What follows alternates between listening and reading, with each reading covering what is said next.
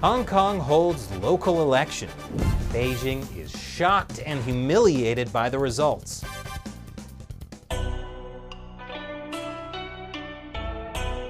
Welcome back to China Uncensored. I'm Chris Chappell. Hong Kong has been engulfed in protests for nearly 6 months now. People are upset at the Chinese Communist Party for interfering in their city and encroaching on their freedoms. They're also upset about the police tear gassing people and beating them up and spraying them with water cannons and arresting them. Did I mention the tear gassing? More recently, some of the protesters have reacted by throwing Molotov cocktails and setting fires to keep the police from doing all of those things. Pro-Beijing officials make up the majority of Hong Kong's government, and for months they've been demanding that protesters follow the rule of law. And so, on Sunday, Hong Kongers did follow the rule of law by voting out hundreds of pro-Beijing officials. Sunday was Hong Kong's district council elections. Now, these are small local elections which don't usually get that many votes. But this year, Hong Kong saw an unprecedented voter turnout of 71%. It's the largest voter turnout in any Hong Kong election ever. Voters lined up around the block at polling stations. Wow, nobody gets this excited about local elections, except Leslie Knope. And even more shocking, pan-Democrat candidates who support the protest movement won 85% of district council seats. For comparison, in the 2015 district council election, it broke down like this, with pan-Dems winning only 126 seats. This year, they won 385 seats. That makes them the majority in 17 out of 18 district councils in Hong Kong.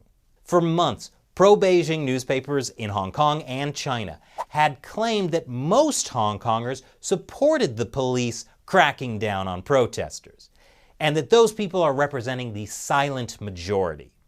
And for months, Chinese state-run media had called for Hong Kong's silent majority to not stay silent. Well, they were half right. The silent majority didn't stay silent. They were just wrong about what the silent majority had to say. Now, these newly elected Hong Kong District Council members won't get to decide a lot of big-picture things in Hong Kong. They mainly handle local things, like where to put traffic lights and garbage cans. Next year's elections for the Legislative Council will be more meaningful, since those legislators get to pass laws. But these local district councils do get to choose about 10% of the representatives who vote for the next Hong Kong chief executive, even though that system is rigged, so it can ultimately be controlled by Beijing. Nonetheless, Sunday's district council election results are huge. They're indisputable proof that the majority of Hong Kong voters are unhappy with how the government and police have been handling the protests. And Hong Kong Chief Executive Carrie Lam understands that voters are upset with the government. We were aware of the large number of voters coming out to cast a vote, perhaps not only to select a preferred candidate to sit on the district council, but also to express a view on many issues in society, including, I would readily accept that, including deficiencies in governance, including unhappiness with the time taken to deal with the current unstable environment. No, they're not unhappy that you haven't dealt with the protesters. They're unhappy that your government has refused to listen to the protesters and instead allowed the police to do the whole thing with the tear gas and the beatings and the water cannons and the arrests and the tear gas. The people are unhappy with you, Carrie Lam. Even a lot of the pro-establishment politicians don't like you either, because your handling of the extradition bill was what led to 6 months of protests and their stunning defeat at the polls. Anyway, the election results were not just a shock to tone-deaf Carrie Lam. They were also a shock to tone-deaf Communist Party officials in Beijing. According to foreign policy editor James Palmer, Beijing genuinely thought they were going to win big in the elections, to the point of having pre-written the stories. That's embarrassing. The Global Times adjusted their coverage to accuse Hong Kong protesters of having a political agenda. I mean, that's true. Their political agenda was to use the democratic process to win seats in the government. That's what elections are for. Meanwhile, state-run China Daily created this handy infographic to show how the protesters stopped people from voting, which is funny because Sunday actually had the highest voter turnout in Hong Kong history. Might want to rethink that one, China Daily. Hong Kong-based author of City on Fire, Anthony Dapirin, writes that Beijing appears to have been genuinely surprised by this result, and Beijing does not like to be surprised by anything that happens within its borders. Which is why Beijing is no fun at birthday parties. Surprise! So will China's communist leaders look at these district council election results and engage in genuine self-reflection? Not a chance. As Dapirin writes, this election result will not be seen by Beijing as a sign that they need to change tact in their approach to Hong Kong. It will not be the catalyst for some grand compromise.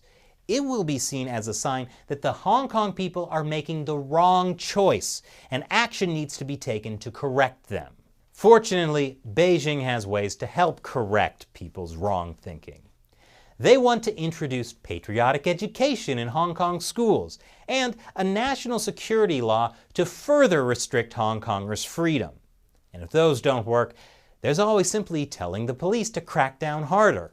I mean, if savagely beating people doesn't make them like you, I don't know what will. So what do you think about the Hong Kong elections? Leave your comments below. And now it's time for me to answer a question from a fan who supports China Uncensored through the crowdfunding website Patreon. Your support is important because every time I make an episode about Hong Kong, YouTube instantly demonetizes it. So viewer support is the main way we can pay our staff, travel to places like Hong Kong, and keep making the show. Here's today's question. Adam C. asks, how fast did this get demonetized?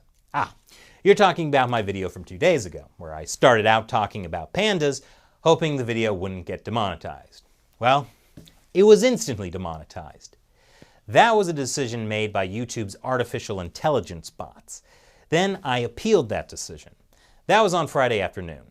By Saturday evening, about 30 hours later, a human at YouTube had reviewed it and confirmed that it should not have been demonetized. That's good news. So by the time the video was finally made public on Monday, it was in fact monetized with ads. But waiting 30 hours to enable ads is a long time, and we usually don't get that long. For most of our episodes, we publish them as soon as Seamus is done editing the video. That means they go public, get instantly demonetized, and then, after an entire day of losing all the revenue, a YouTube human will review it. They usually remonetize it, which is to say, humans at YouTube are acknowledging that the AI bots are wrong most of the time. Sadly, that wrongness costs us thousands of dollars a month. That's why demonetization, even temporary demonetization, is a huge deal. And that's also why your support is so important, Adam. So, thank you. Be like Adam and visit patreon.com/China Uncensored. Support China Uncensored with $1 or more per episode. With your support, we can afford to continue covering topics that YouTube's AI bots demonetize. Thanks for watching China Uncensored. Once again, I'm Chris Chappell. See you next time.